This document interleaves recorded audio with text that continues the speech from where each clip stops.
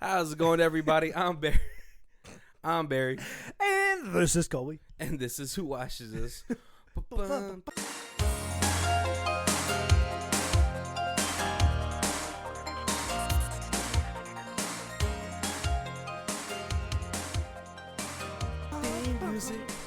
No, guys, this isn't an old episode.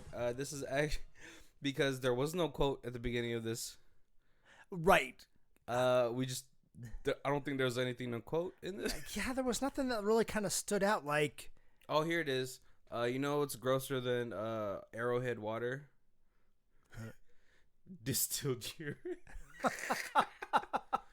I'm not a fan of Arrowhead water. I'm not a fan of distilled urine, so.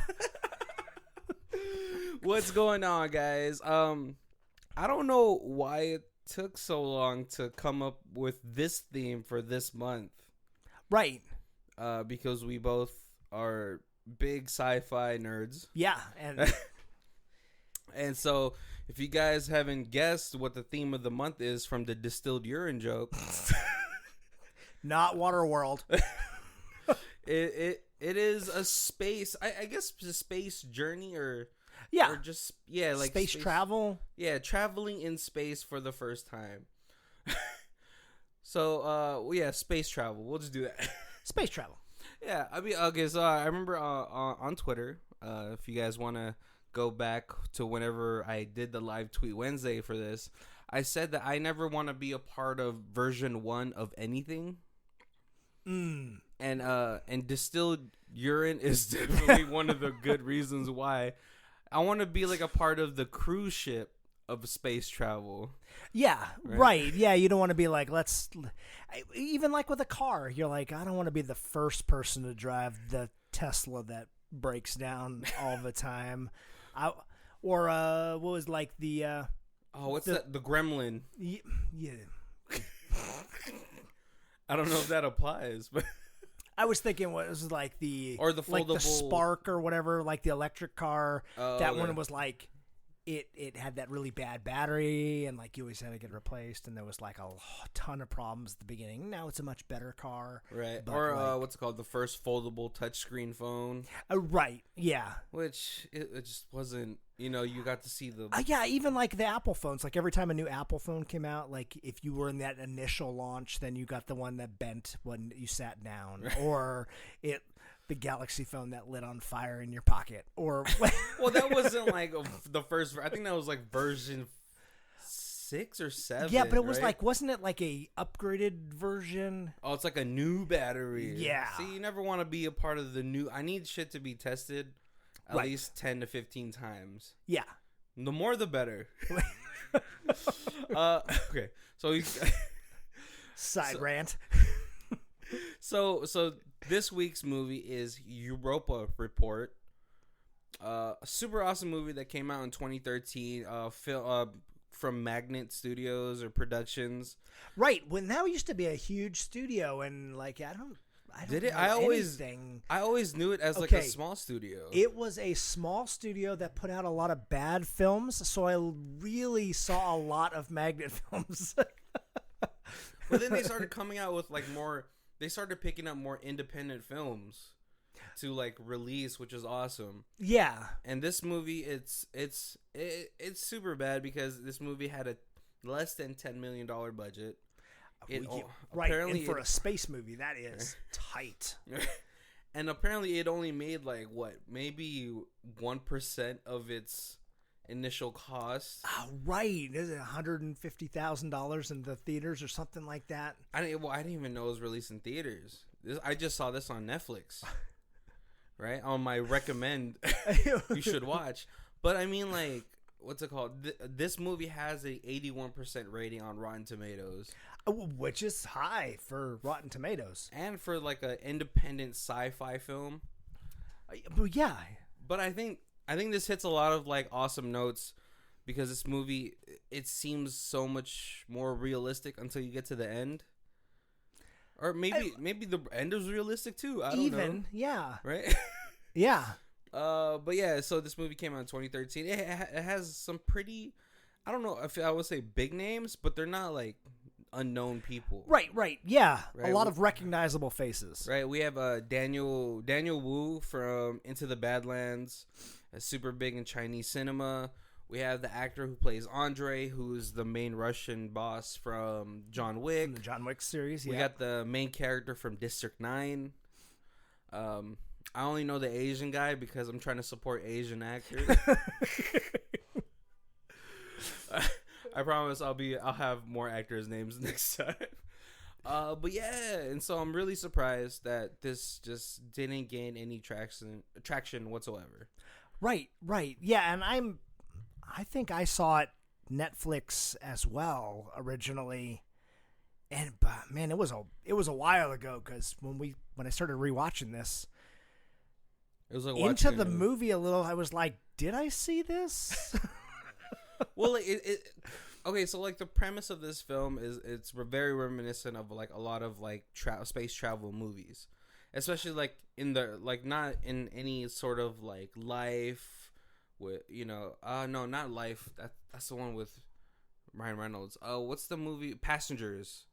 Nothing that has like any major export or super high advanced technology, but this is more towards like almost a realistic.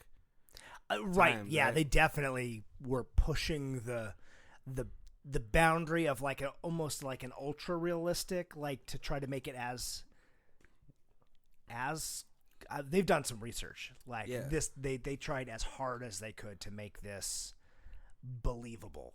Yeah, and then this is almost like a documentary style movie. Right, but then it's also parts of it are a little bit found footage, kind of. Yeah, but I think it's because this has more static shots. The only time it ever feels like a found footage is when they go to the helmet cams. And that's when it feels right.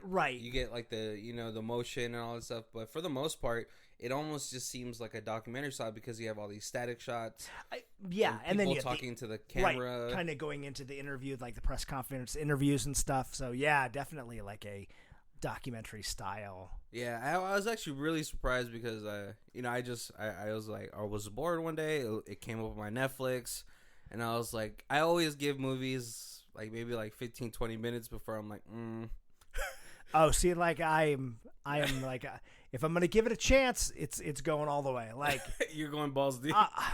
A movie has got to be horribly boring to turn off. Like, oh, you mean like House Shark? That was you shut your mouth. I enjoyed that. I mean, it was a little longer than it needed to be, but it was clever. Yeah, no, but see, I gave this movie 15 minutes, and it had like Daniel Wu in it, and I was like, I recognized him from other things, and I was like, all right, I'll just keep going, and like, it really kept me engaged, is what I want to say, because they have it's a very non-linear storytelling that they're doing. Yes, because they kind of, what's it say? It's like 13? Almost 2 years. Okay, yeah. So, like, when they get to Europa, it's almost 2 years. But when we start the film, it's almost like, I want to say 11 to 12 months. Then they go back to the beginning of, like, the launch. Then they go into, like, 18 months. So, it kind of, like, I usually don't like it when it's, like, not a linear-esque type for this film. Oh, but right. I think it helps it. Yeah, I think this film would be boring if you tried to watch it straight through. In order, like, right? In order, yeah.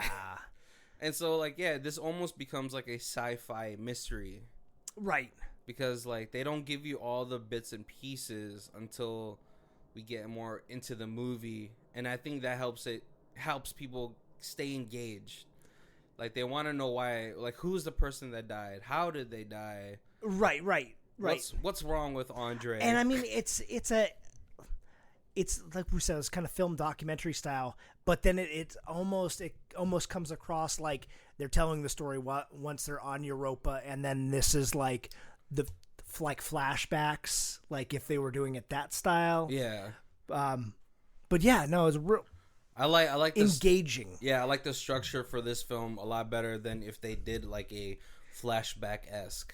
Yeah. Because then I think that if they did a flashback as type of thing, I think that would take me out of the story of what's going on, just to give me like exposition and then go back into it. Yeah. So we're gonna go really quickly into this film. The movie is only like an hour and 34 minutes, something like that. Yep, really short, but it's really good. We'll start. So we start with it's a space crew. They're in space. I sound so silly saying it that way. But with all the we're flashing back and forth between current and present, or present and past kind of thing. I'm gonna totally get lost trying to tell the story in the order they did. Right. So we start around a year into their journey. One of the main character from, I'm gonna call him District 9. He's talking to the camera. He's talking to his family.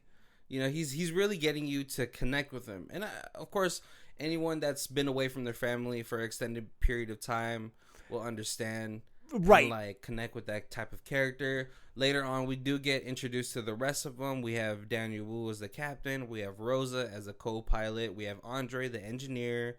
Daniel, I think he's the microbiologist. Or the oceanographer. No, the girl is. Katia is the oceanographer.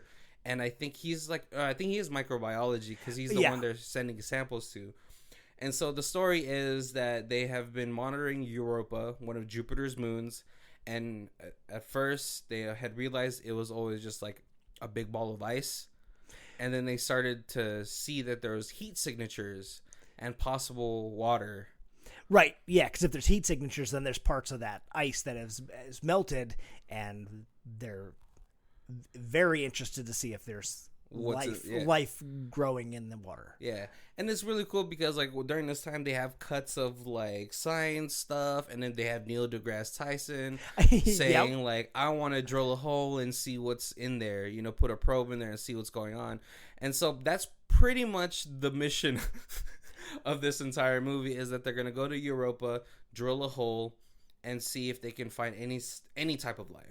Right. Yeah, and they're not expecting life, but they're expecting microorganisms, anything, some kind of bacteria, some kind of algae, something like that. Yeah.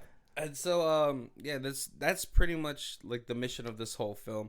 And at first, you feel like District 9 is going to be your main character, because he's not narrating, but he's making a video diary for his kid. Yeah, Jamie. And he's he's introducing everybody. He's showing little cool aspects of the ship, in their living quarters. There's simulated gravity. Right, because there's parts that spin on the outside. Yeah. And then there's parts in the middle where it's not spinning, so that there's zero gravity. Yeah, which is super cool. Yeah. Because he climbs up the ladder and he's like, "Look, whoa!" But he explains that we try to spend as much time in these living quarters, because if the more you're in anti-gravity, your bone density and your muscle density start to wither away. Right. Which is really cool, and it's super true. I heard that's an issue that a lot of astronauts it's have. Especially a big problem with the people who do the extended stays for 6 months or whatever on the space station. Yeah, so that's really awesome. We see little flashbacks of why they're going to Europa, and that we see the flashback of them launching into the air. Mm-hmm. Which is super cool, because I remember as a kid, they would gather the classroom oh my god, these people are gonna go into space, let's watch it. It was very horrifying for me though. I totally remember that. Yeah. Do you remember the one that blew up? I do. We watched that live.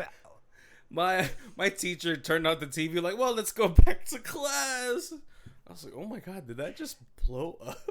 Yep. Yeah, and so and then this is gonna be one of the first major man expedition trips. Oh yes, this is gonna be because at this point, I guess in actual history, we've never had a manned mission go past the moon, right. And this is going to be 13 months past the moon. But so one of my questions is why didn't they go to Mars first? Well, because I know there's no like sign in Mars, but I just feel like we've always been interested in Mars, so why? Right. Why not? And I guess we've had things actually land there, and they say that they had originally thought about doing a probe mission, like a robotic mission to Europa, but then they realized that there's just too many variables that it would just be so much more exciting to be a manned mission.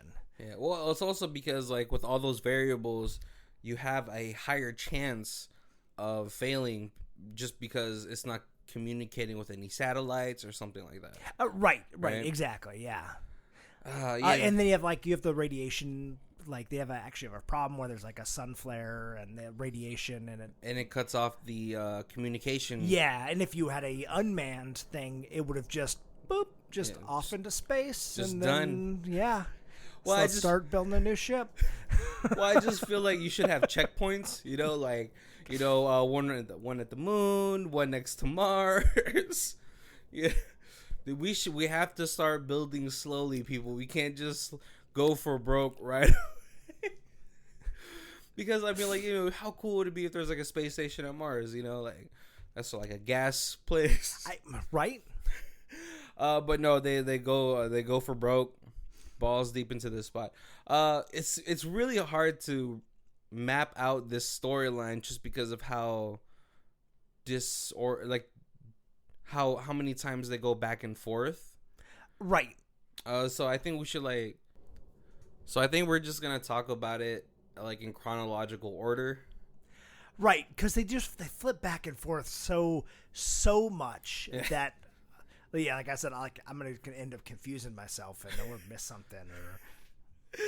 Yeah. So really, the next chronological thing that happens in this film after the launch is in 6 months.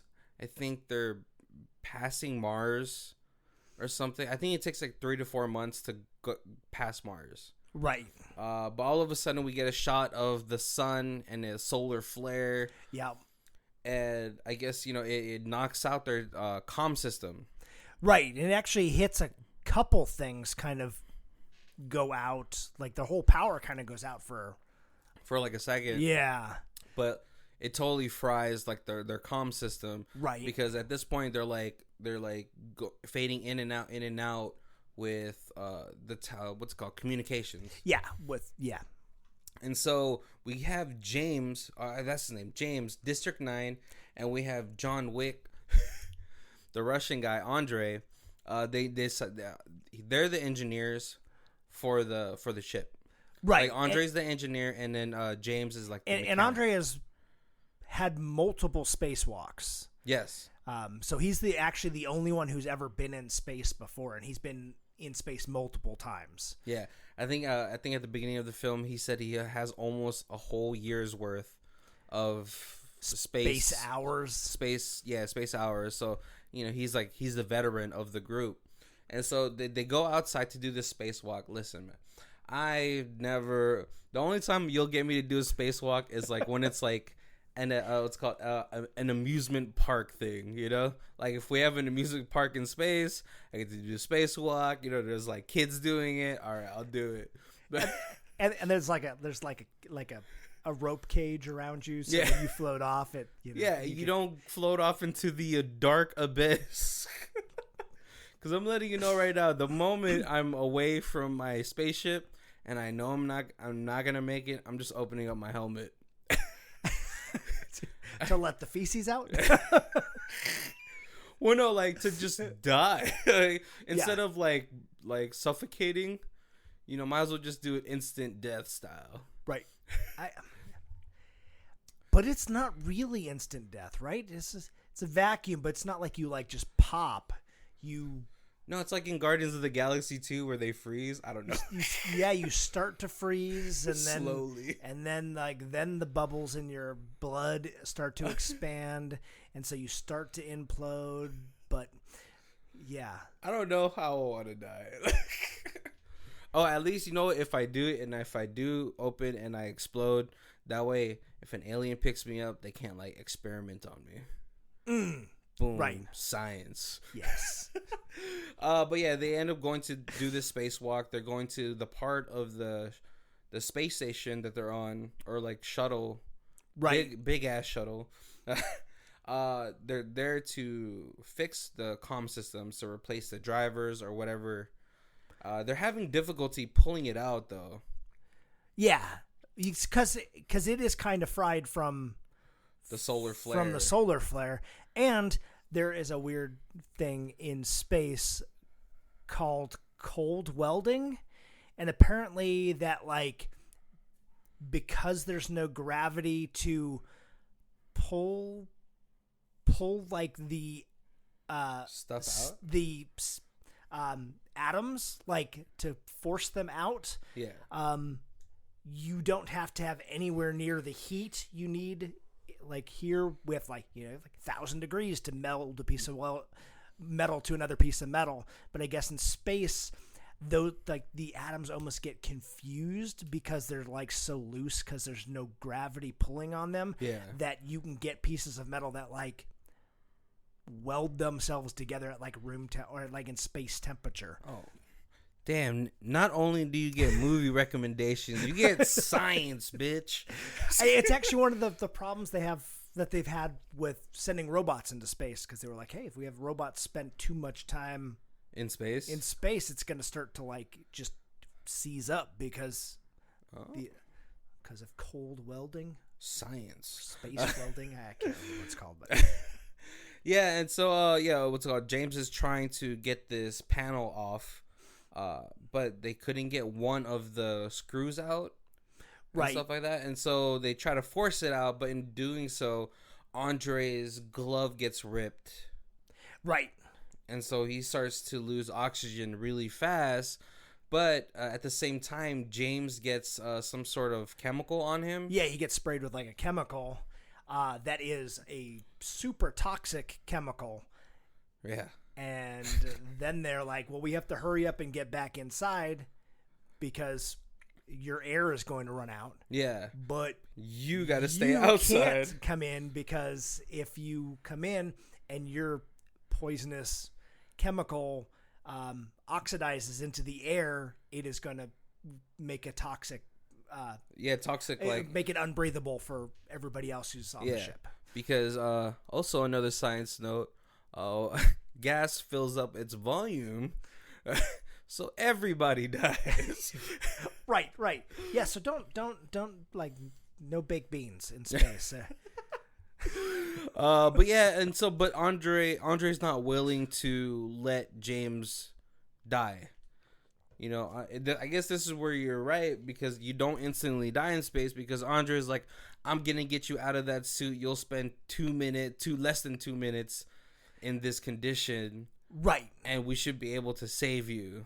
It's not going to be enough for you to die, right? We can pull you out of the suit, throw you into the airlock, and close the airlock, and it'll start to pressurize, and hopefully we'll do it quick enough that it'll save you. Well, I think you have to do it slowly, the pressurizing, because if the pressure, but to remove him and get him into that room and have it start to pressurize quick enough that he doesn't die. Yeah. But you know, James is like, I think it's too late or whatever, and decides to push Andre in, because at this point he gets knocked out because his oxygen is out and he passes out. But I don't know why he didn't tether himself or anything like that. Maybe it was just like on the fly that he just pushes him in there. But in space, after watching a lot of space stuff, lots of tethers. Lots of tethers, but also if you push one thing one way, it's gonna push you the other way. Right. Science. Yeah, and so as he does that, because he's not tethered in, he starts to float off into space. And this is probably like their heartbreaking moment for the film. Right. Because James always felt like he was sort of not like really the comedic relief. But he was like the family guy, because he was making the video for his son, and he was always talking sad about, like, you know, hey, you know, I'm doing this because, you know, this is the most amazing job ever, but I'm gonna be missing 2 years of my son's life. Is it worth it? Kind of thing. Yeah, but I mean, ultimately, he feels like it is because he's like, if I do this, my son will like. Everyone will hold me in such high esteem that my son will be proud of me. Right. You know, just everything that a father wants their son to look at him as, you know? Right, exactly. And so, I mean, like, you see, like, in the movie, too, like, he's just like, I knew it was going to be hard, but I didn't think it was going to be this hard, you know? Of course, if you're living with your coworkers for 2 years straight, in my Twitter feed, I did put, like, man, what about cabin fever? You know, because... Man, living with the same people, seeing the same people, eating with the same people for 2 years straight, that's rough. Yeah, it is. But yeah, this is probably the hardest part in the film because he's like, tell Andre like that, you know, thank you for trying to save me. Obviously, he's just trying to tell the crew to tell Andre that it's not his fault. You know, which is like, it's an underlying issue. Like, if he didn't say that or if that wasn't addressed, we might have gotten a different Andre throughout the whole film after this because he might have been like guilt-ridden kind of. Always trying to like find some way to sacrifice himself or kill himself. Right. So and it actually does come up one other time a little bit later in the movie. Oh yeah, when they said like when they get to Europa at this point, we jump from 6 months to 22 months. Right. Holy crap! I don't know, how do you put 2 years worth of food in a spaceship? But yeah, what's it called? The captain, Daniel Wu. He says I don't want to leave him up here by himself for possibly 3 weeks. Yeah.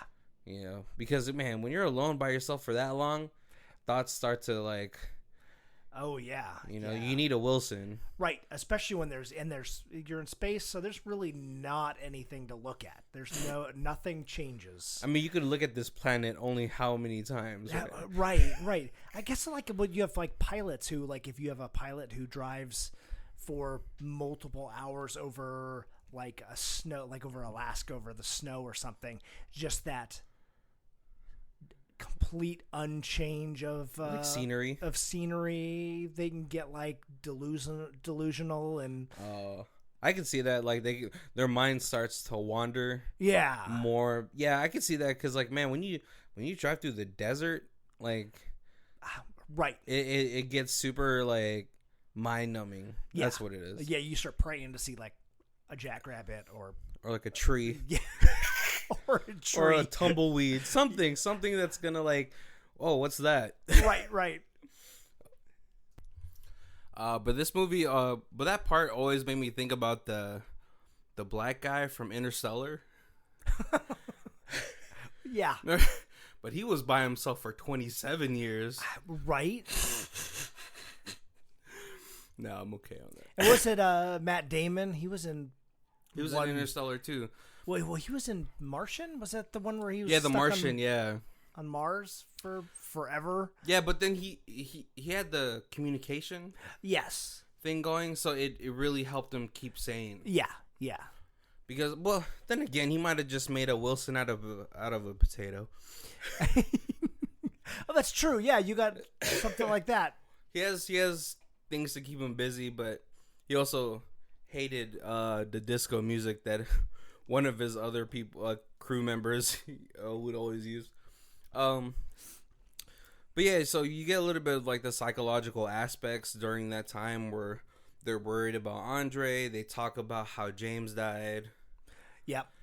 And so this movie hits, like, even though it's like sci-fi at this point, it hits a lot of like real aspects of possible long time space travel.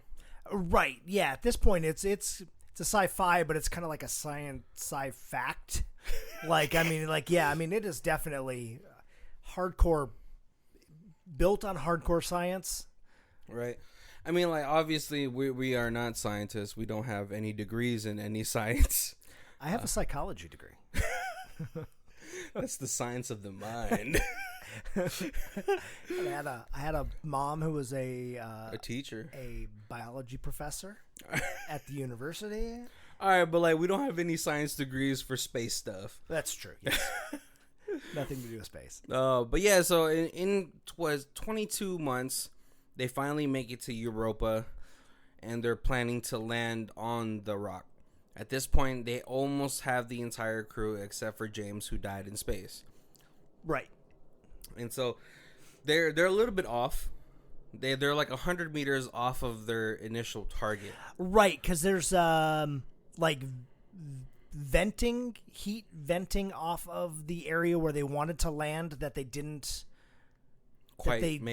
realize was going to be there, and so it kind of blew them off course. Off course, yeah. And so they land close, so they still land on the ice that they wanted to land on, but they don't land over the heated spot that they thought was going to be the ideal. Yeah, because then they said that like it would, like the ship the drill wouldn't have to drill so deep. Yeah. At that point, but man, I don't know about landing on any type of ice. Right. You're a spaceship. You've got a jet engine that takes you off. So when you decide to leave and you're on ice, especially on the thinner part, you're not gonna have a lot of cushion to get out of there. Right. But you know they still are able to start the drilling process. But as Andre is on the top deck of their shuttle, he looks out the window and sort of sees a light. Yeah. And so this is where like the good portion of the film where there's like a lot of suspenseful type of moments in here. And so you know, he goes down, like, you know, as they're drilling into the ice, there's like little ice quakes. Right. Right. But it's because, you know, but they attribute it to like the ice shifting because they're drilling into it. Yeah, and that there's a liquid underneath. So yeah. So, you know, possibly like, you know, maybe something's happening. But that's all they're attributing it to. But Andre is the only person upstairs, and he looks through the window, and then he sees like a LED type of lighting. Right. Which, I mean, he comes down in the most ominous, and he says the most ominous shit where he's like, "I saw something outside." Yeah, like it's not like you're in a cabin in the woods and there might be a possibility that there's a deer outside, but you're out here like, I saw something outside.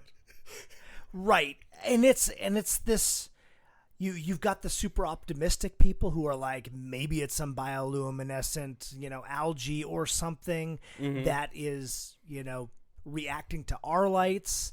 You have the more realistic people who are like, hey, this may be just like a reflection off of our lights, off of the ice, because the ice is moving more than we expected. And then you have the people who are like, well, Andre is kind of losing it, and he had a very traumatic event. This is probably just in his head. Right. But so they go over the tapes, and they notice that there's some sort of like electrical interference, and they attribute it to radiation. Which, you know, possibly true, or it could be Cthulhu.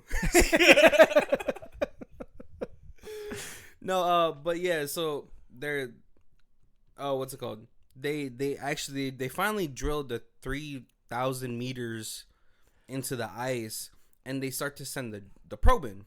Right. And I always get really interested in like moments like this when they have a probe and they're like looking at the underwater, like the ocean and stuff. Like, you want to see what's happening, but now this is like magnified 10 times more, because now you're probing an ocean in another planet, right, with expectations that there is microbiological organisms, but no idea what could actually be there. Right. And so like, yeah, that's like one of the funniest things to me, is because like space is scary, but like the deep ocean is just as like foreign to a lot of people, right? And so like now you're not only are you in space, but you're like in a space ocean. So it's extra terrifying. But you're also like, but you know, as a human being, you're curious. You want to know what's in there. Like, what can you see? And so as like this probe is collecting like little like samples for them to test out and all that stuff, they see a flash of light. Yep. Which isn't like a foreign idea, because even in our deep oceans we have like fish that can like create light right with their body. And we even have like bacteria and stuff like that do like there's that with like the glowing tides where sometimes you get the foam on the tides that are like on the edge of waves that like glows when it crashes because of the bioluminescent microorganisms. Yeah. And so they're like, well, what's that, you know? And then all of a sudden it just becomes this blinding light that takes this probe. Yeah. Even when they try to slow down the footage, they see the little flash of light and then like just blinding light after that. And so they weren't able to secure the samples that they were supposed to get. Right. But man, I think at that point, at that part of the film, I think one of the first times I watched it, I like didn't breathe. So I was like, something, you know, for me, it's like we're so like ingrained with like this stupid jump scare, like horror type of film. But even, kind of like you said, even when they have like, they send a probe down into like the deep ocean here and they're looking, I'm not expecting like Megalodon, but you know, you're still kind of like mesmerized just to hope to see, you know, some little crab or some little like shrimp, something scurrying across the bottom, something that's alive.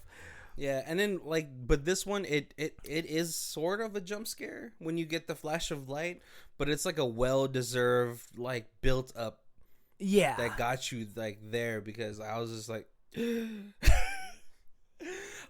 so after they failed to secure, the samples, what's it called?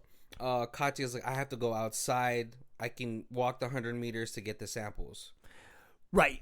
And so, all right, we're gonna have to rush this. But yeah, so she gets outside. She goes the 100 meters, starts picking up samples, and then you know after a couple failures, she gets algae. Right. Space algae. Yep. Yeah, because she's just kind of digging off the top of the ice and then seeing what's there. They have like a little testing kit that they're like running through, and they finally find algae. And you know, and at the bottom of her screen, there's like a little radiation meter that's going off and stuff like that. Because at this point, you know that the radiation meter is the radiation is coming off this creature, right? Or the Cthulhu mind control is well, we're like they're still thinking it's like these like solar flares from space, that the radiation, and so they're still trying to monitor because they're like, hey, right now the radiation's low, but if it gets high, if it gets over 4 or whatever, then you got to get back into the ship because it's gonna start affecting you through your suit, right? But yeah, at this point, we get a shot of her in her helmet cam, and it starts to get this like interference. I looked at it as Cthulhu mind control. Because like she starts to go off even further from the ship because she's like, right, oh, I see some glowing shit. Something's glowing right now, you know? And so she and it's attracted to the light from her helmet. Yeah. And so she goes further and further until she gets pulled underneath the ice. The ice breaks away from her, or the tentacle opens the ice up and drags her down. But you don't know there's any tentacles yet. Oh, yeah. Spoiler alert, there's tentacles. That's why it's Cthulhu. But yeah, like, I mean, like, okay, so they have like a little like map thing of her like getting pulled into the ice. First of all, I would have been like, what's pulling her down? Because she's like going down fast. Right. She is not like struggling to stay at the top. Yeah, she's got a suit that's full of air, so it should be buoyant. Yeah. But you know, but then all of a sudden her cam gets back on, her helmet cam, and from her eyes you could see like this bioluminescent thing heading towards her. Cthulhu. And at this point they're like thoroughly freaked out. Yeah. I mean, as you should be, right? Oh yeah. But what's it called? Daniel already got the samples. They're like, let's get the fuck out of here then, you know? I'd be like, oh, she's dead, man, because I'm not going in that water. Right. And they kind of say that they're like, at this point, there's nothing we can do. But if we can get the ship off and we can get home, at least we have the proof of there being life somewhere else. Even if it's just the algae, that's the only thing we've got proof of. It's still...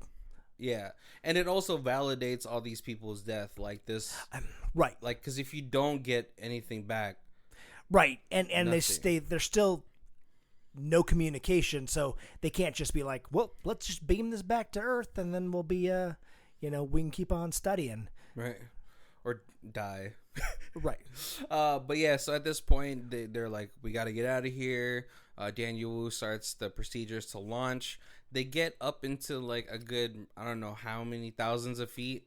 2,000 feet, 2, I think they said. But I think there's not enough, or there's something wrong with the machine or with the shuttle that it starts to come down onto Europa. At this point, Daniel Wu is like, I need to release some water thing so that way it gives us a cushion when we land. Right.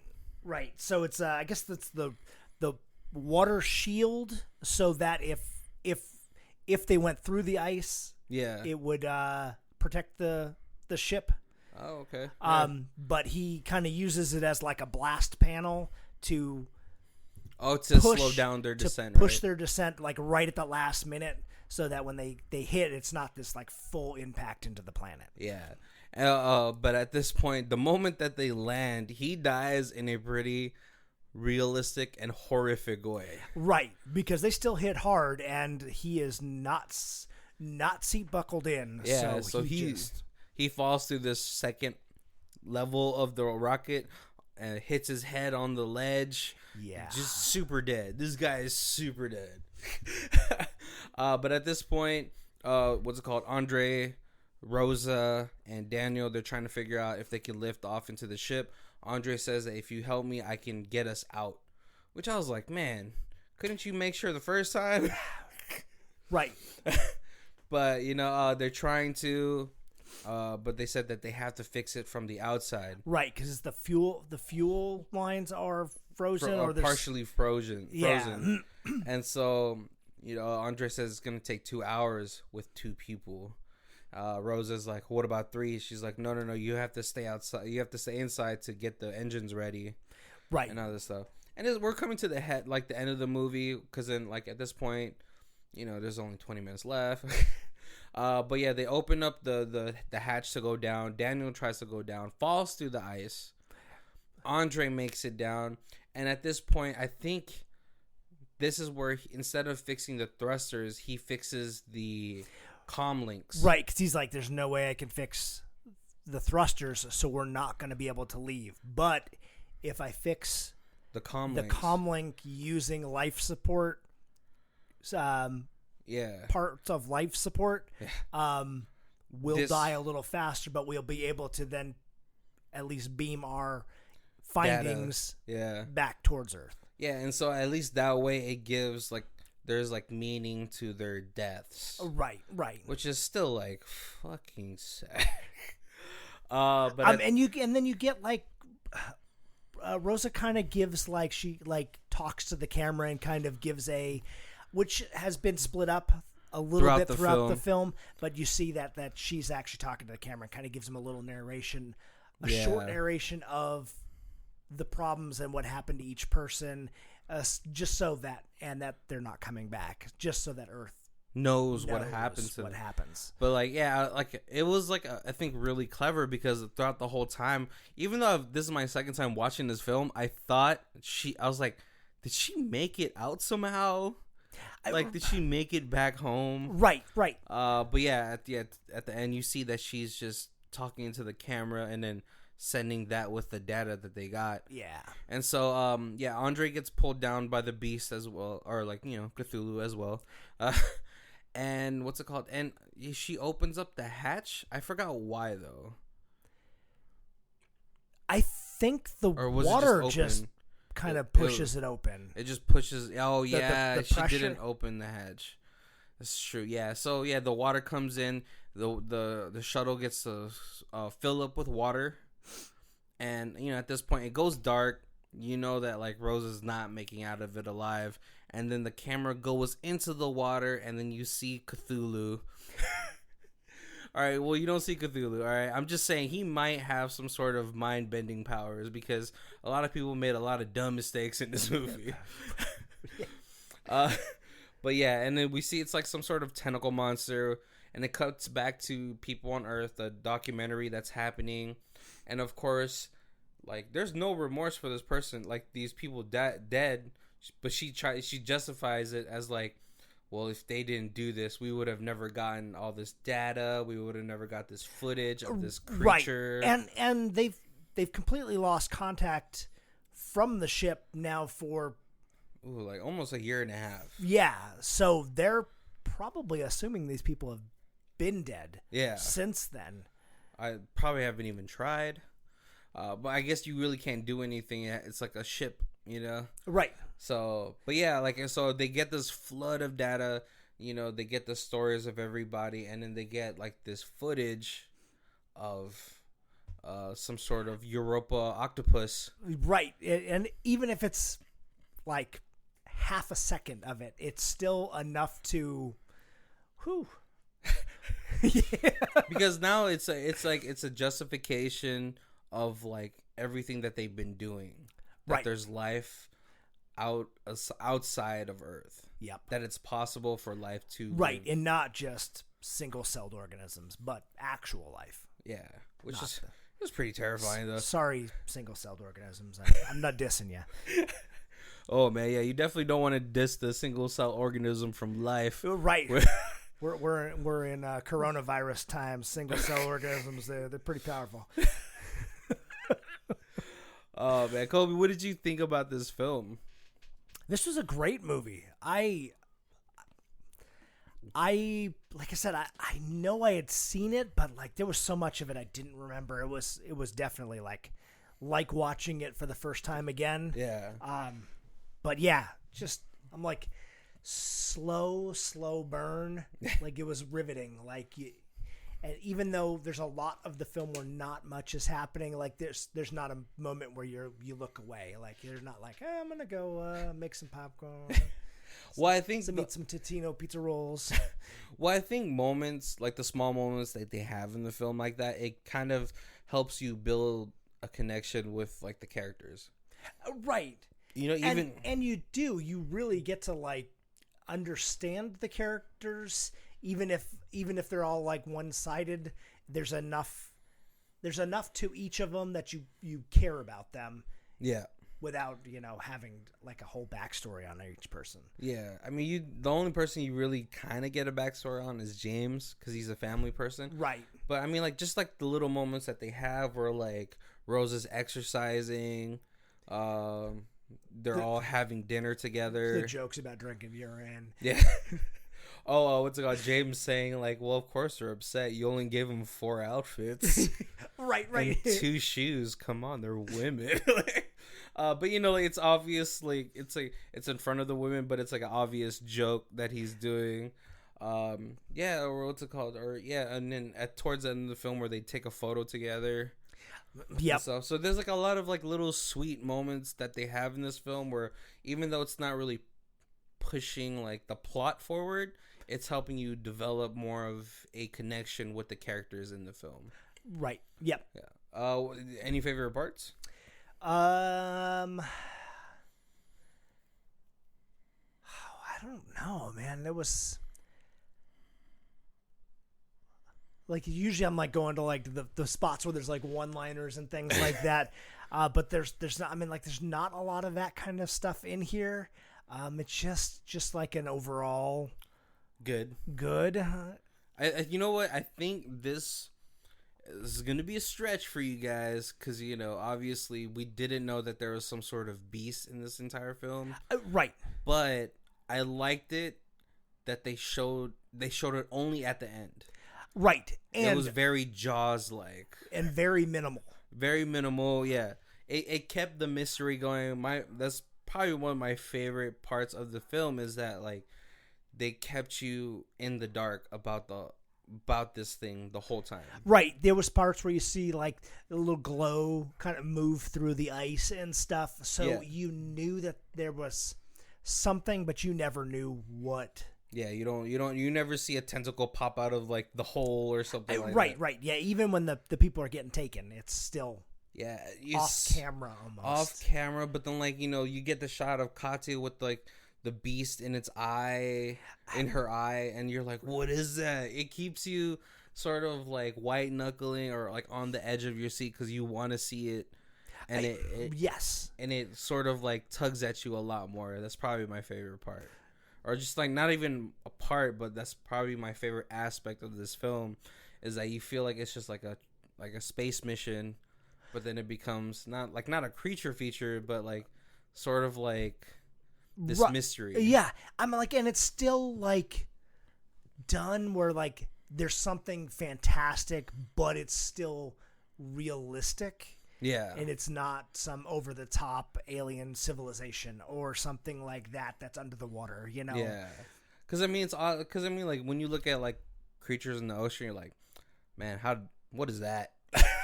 Right. That has to be from space. Right. And like I know that an octopus. But I know that, like, the octopus is one of those creatures where, like, when scientists kind of break it down, they're like, this is something that is a dominant species that would survive and would, this is a definite evolution, Yeah, or like jellyfishes. Yeah. We're like, this thing has no organs. It's see-through. How is it alive? So yeah, I think the definite choice and like sort of like the type of creature that they used, not showing some sort of alien civilization or merman type of thing was really a good choice. Right. Yeah, I think this movie is just super underrated as far as like a sci-fi space film. Yeah. Because like, I mean, obviously there's like movies out there like The Moon, with what's it called?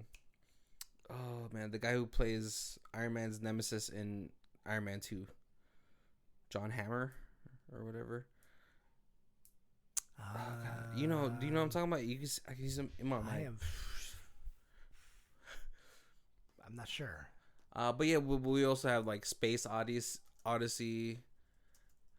A lot of the movies that we get about space travel or it being in space. Sam Rockwell, boom. Oh, okay, yeah. A lot of the movies that we do get about space, it's always like more of like from the psychological aspect.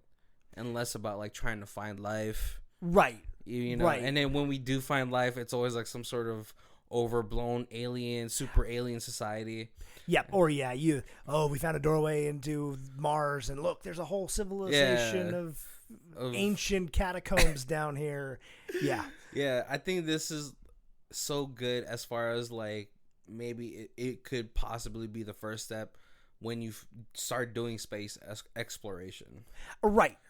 Yeah. Kobe, we gotta move to our ratings because we're getting close to an hour. Yep. If you guys don't know our rating system, it is stream it, DVD it, Blu-ray it, Ultimate Box Collection. I don't know what we would get with an Ultimate Box Collection. Yeah, for like a one-off indie film, I feel like it would have to come like with it in a 3-pack or something. Right. But yeah. Yeah, and I'm not even sure what kind of special features they would do. I'm sure there's probably a making of, because I'm like, there's an awful lot of practical effects in this as compared to like CGI. So I think it would probably have a pretty cool making of, but maybe DVD is it gonna be where I'm at, because I think you probably get, that like the little short making of there. Mm-hmm. I don't know if Blu-ray is going to give it anything much special, more of a boost. So yeah, I think probably DVD. So like after the second run through of watching this film, initially when I try to remember from my memory, I kept thinking DVD, but I would probably actually Blu-ray this. Yeah. I think I like it enough where it like, it's like an hour and like 36 minutes or whatever. It's not that long, but like, after you haven't watched it in a while, right? It almost like you start to pick up on a lot of small things. And I think it hits like a lot of like nice notes where like, like when you travel with like in a space shuttle with like these people, you have you have to, they have like these little family moments where like these people tend to become your family because you've in there for so long together. Right. Yeah. You get like the sad part where like James dies from the spacewalk, and there's like a lot of technical little things in here where like he can't enter because if he does, and the chemical becomes oxidized into the air. Right, you said that, and I'm like, that was such a good part, but I'm like, I can't name that as like my favorite part. He's like, how do you name that like the key character dies? Well, it's like the most emotional part in the film, right? And then it hits like Katya wanting to explore more because like that's what humans wanted to do ever since find new frontiers. Star Trek. Yeah. And so like you get a really well-rounded characters in this film where they're everything. Like there's this family man who wants his son to be proud of him. There's this girl who's an explorer who wants to see more. Yeah. You get a captain who's sort of like trying to just keep everybody alive. Andre, who's like, it hit, after James dying, it hits him pretty hard.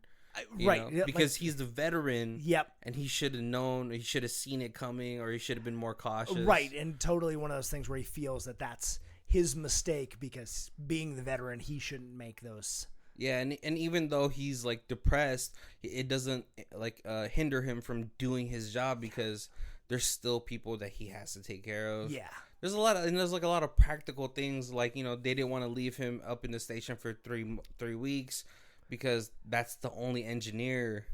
Right, right. So yeah, I don't know. I think I really like this film. Just thinking about it now and rewatching it, I think it hit a lot of great notes. No, absolutely, absolutely. Yep. So we are heading to our hour.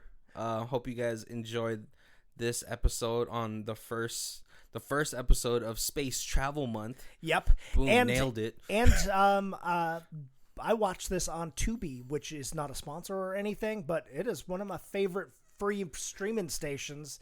There's there's very minimal ads on it. Right. One commercial break.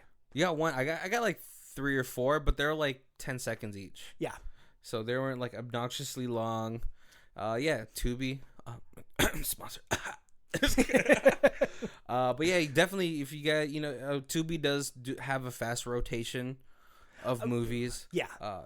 But if you guys have a chance to check it out on either Tubi or stream it on Amazon Prime. Right. Or something like that. Definitely, I think this is a definite worth it to check it out. Yeah, even if you not want to throw in the money to buy it, I mean, definitely $2-3 or check it out, stream it, rent it, something. But yeah, I hope you guys enjoyed this episode. Our Twitter and our email is on the show notes. So if you guys want to either tweet at us, slide in our DMs, or have any requests for our for any future theme months, please do so. Barry. This is Colby. And this is Who Watches This. If you guys want to check out who does our opening, it is Lee Rosevere. It's called Arcade Montage, and her Bandcamp is down on the show notes below. Thank you.